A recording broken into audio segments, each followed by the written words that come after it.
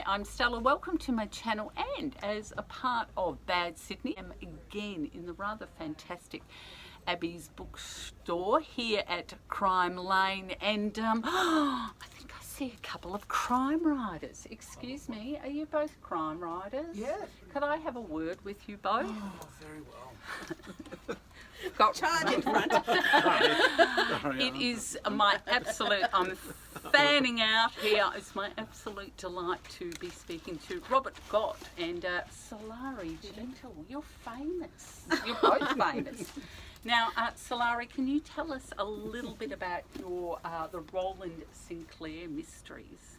Certainly. The Rowland Sinclair mysteries are set in the 30s, in that wonderful time between the wars when all the resentment and division that led to the Second World War fermented. Roland is possibly the unluckiest man alive. He seems to come across an inordinate number of murders, but because he is the man he is and firmly committed to justice and helping anyone who asks, he finds himself investigating. And Robert, can you tell us a little bit about your murder series? Yes, there are 4 of them currently. This is the latest one, called The Orchard Murders. They're set in Melbourne in 1944 in the brand new homicide department, and they deal with issues of race, religion and secular disturbance. There's quite a bit of similarity between your books, I think. There are, in fact. Yeah. Mine are a little bit more Bloodier. more unpleasant. Right. And also, it's a whole different conversation because you are the man responsible for The Adventures of Naked Man. Yeah, that's a very Melbourne phenomenon. Yes. That probably won't fly in Sydney. Now, thank you so much for coming along at the moment, and you are going to have the lucky dip of terror. You're going to pick a question. Put your hand in, pick a question. Shuffling. Okay. Robert. Okay. Okay. Looking forward to Sulari, this. what Like is this your idea. I question? have an answer for this. Who is the biggest bastard in literature? As in a character in a book, not Yes. authors. So, Otherwise, otherwise, be very careful what you say next. in literature, I would say the biggest bastard in literature is Heathcliff Oh, he is. from Wuthering Heights. He killed a dog. I know, and they go on. Oh, isn't it romantic? Yeah. Yep. So my vote is for Heathcliff. Yeah. What question have you My got? question is the best thing about being a writer. The best thing about being a writer is that I get to sit at home and make shit up. Another question. Come Another on. one. Another one. That's a bit of a pedestrian one, that one. Yeah. Okay. All right. All right. Okay. So. Oh, advice to new writers. Yeah. Okay, so my advice to new writers is that try and find a way to love the actual practice of putting words on a page, because you can't control anything else. You can't control sales, you can't control awards, you can't control how much people will love what you write. But if you can enjoy the actual act of writing, whether you do it by pantsing or by plotting or sitting in a bath, then at least you have something at the end of the day.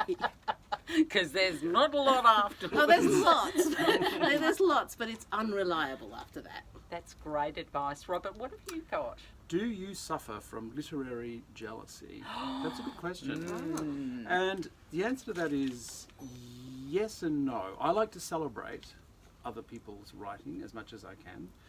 But yeah, I do. I mean, I'd like to be able to turn a sentence like Martin Amis or Sebastian Barry or Com Toybin. Yeah, when you read their works, there is a kind of jealousy attached to it. I think that's okay. Oh, there's got to be a bit more to it than that. Surely you hate someone. Like, do you have a nemesis or something? Don't disappoint me, Robert. No, I don't. Oh, you're I too don't. nice. I don't. Not that he's willing to tell you. Yeah. I'm a nice person. You are a lovely person. Now, we've got time for one more. Yeah, absolutely. Go on. Sure. You got this time. Okay.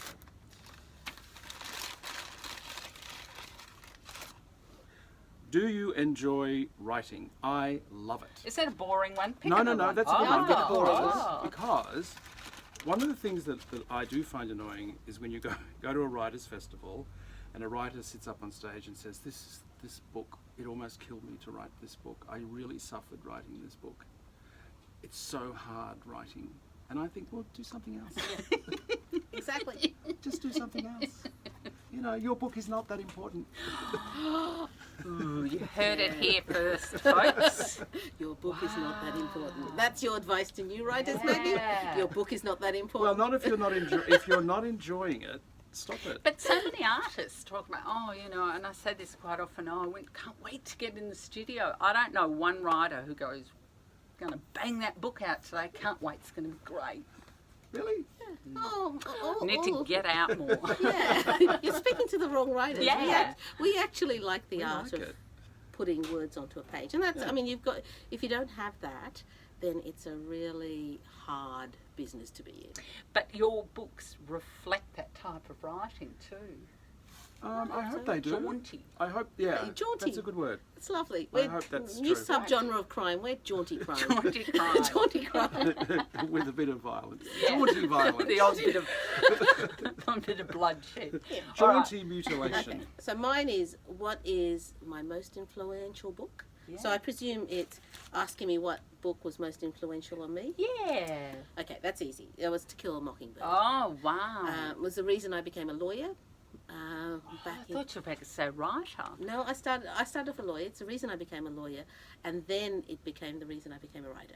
That's fantastic. Any particular part of that book that really... I loved the very ending where Scout is taking Boo by the hand and telling him that he can pat Jem if he likes. I just thought that was so touching and understated and beautiful. It just encompassed everything about that book. Its innocence, its hope, and It's compassion. yeah. It was just beautiful. But then, I mean, I could probably list 10 different parts in the book because there was so much in that book that was just magnificent. Now, did you want to answer that question about an influential book? I'm happy to. Sure. I think probably David Copperfield, Oh, wow. perhaps. I love that book. Yeah. Wuthering Heights. I love that book. And do you think Heathcliff is the biggest bastard in literature? He is a monster, and the fact that he's a romantic hero has always escaped me. Women have really set the bar, like, the bar has been set low. Like, There it has. I mean, he digs up a dead body and fondles it. That's romantic. Yeah, that's romantic. in That's Australia it is. That's someone you want to come round for dinner. Mum, Dad. I'd like you to meet Heathcliff. There's a bit of dirt under his fingernails. And I don't want to tell you why. don't forget how much my books have influenced your life. Oh, absolutely. Oh, I'm so sorry. I forgot about that. Yeah, of course. Yeah. Robert Gott and Sulari Gentill, thank you so much for your time today and for answering my questions. Oh, well, thank you for having You're us. more than welcome. Thank you very much for having us. It's been a pleasure.